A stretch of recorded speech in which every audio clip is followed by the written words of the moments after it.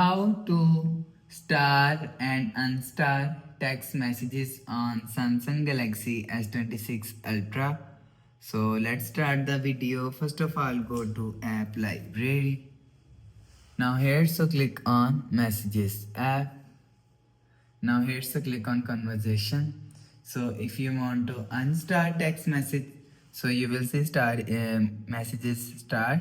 So if you want to unstar, so just click and hold on message. Now here, so you will see click on star.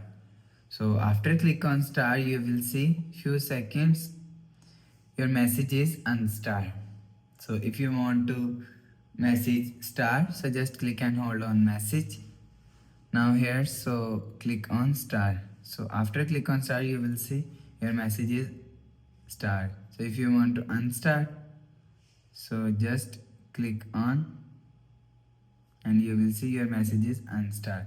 So after the process, go back to home screen, refresh phone. So that's how you can star or unstar text messages on Samsung Galaxy S26 Ultra.